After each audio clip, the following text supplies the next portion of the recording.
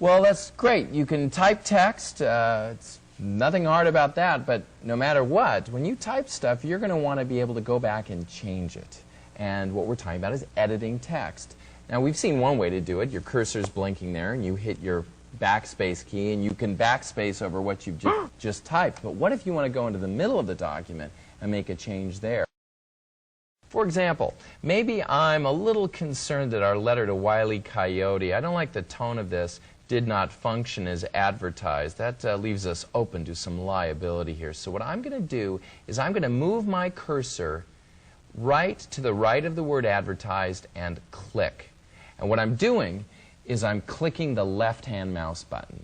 And that is a way of inserting your insertion point wherever your cursor's positioned. So it's as if I just finished typing that word advertised, and now I can use my backspace key to backspace over the word as you had hoped. And that changes the tone a little bit. So you want to make a quick edit, just grab your mouse, click to the right of what you want to edit, hit your backspace key, and you can delete over and retype. Very, very simple. Now, what if you want to change quickly a passage of text, whether it's a single word or a bunch of words? Is there an easy way to do that? Sure. Maybe what I can say is, I've got down here, we are enclosing a discount, or no, let's go down here to where it says sincerely. Maybe instead I want to say yours truly. Now, I could click to the right and backspace over that word, but here's an easier method. What I'm going to talk about now is highlighting the word like this. Now, what I'm doing is I'm positioning my cursor on one side, then holding the mouse button down and sweeping across and releasing. Okay? Here's the difference. Before, what I did was I positioned my cursor and clicked, which means tapping the button once. What I've done here is I've held that left mouse button down, swept across, and then let go. And that's called highlighting. Now, I did that from the beginning of the word to the end, but I could just as easily have started at the end and gone across like this. Now, what I did, this is embarrassing because, like I said, I've been using Word for years. For the first year I used Microsoft Word, what I would do is I would highlight something and then hit my delete key to make it go away, and then I would type something else. Well, as it turns out, oh, and here's another example of Word trying to help us here. It's guessing what I'm going to type. This wizard, by the way, or this auto-correct option, when that comes up and it turns out it's accurate, I can just hit return and it pops in what I wanted. But let's try this again. I'm going to press and drag across this to highlight it.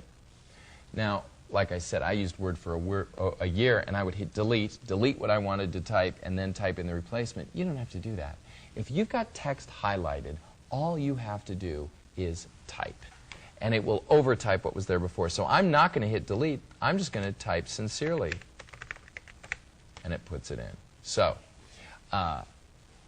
very easy to position a cursor, and very easy to eliminate or replace large quantities of text by highlighting. I just highlighted the hard way. The hard way was by pressing and dragging meticulously across the letters that I wanted to change. If you want to replace one word, there's a much faster way to do it, and this is it. I want to replace this word Acme because it turns out that Acme should be in all caps, and I'm just going to retype it. Now, I described how you could press and drag across to highlight the word. Well, here's a shortcut. If you just move your mouse into the middle of the word and double-click, click, click, notice how it automatically highlights the word. If I wanted to highlight the word coyote, just move it over and double-click, and it automatically highlights. So I'll double-click the word Acme and hold down my Shift key and type it in all caps. Highlighting a single word is easy. Double-click. Highlighting an entire paragraph is also very easy. That's done with a click, click, click. Triple click always highlights an entire paragraph. Those two techniques I use constantly to highlight text.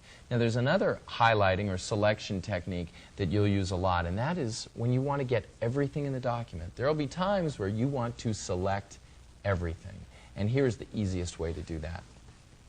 there's a command under your Edit menu called Select All. And if you choose that, I don't care if this document is 1 page or 1,000 pages, every single piece of text in that document is going to get highlighted. Now there's a shortcut. I'm just going to click so that I don't have that highlighting going anymore. Under the Edit menu, when you see the Select All command, when you look to the right, you'll see the keyboard equivalent, which is Control-A. So I'm going to go off, click somewhere else, and instead go to my keyboard, hold down my Control key, and type the letter A. And it highlights everything. So I'd say maybe even the very first keyboard shortcut I ever started using in Microsoft Word was the Control-A, the Select All keyboard shortcut. So selecting text, selecting a word, selecting a paragraph, and selecting everything. Really easy. There's another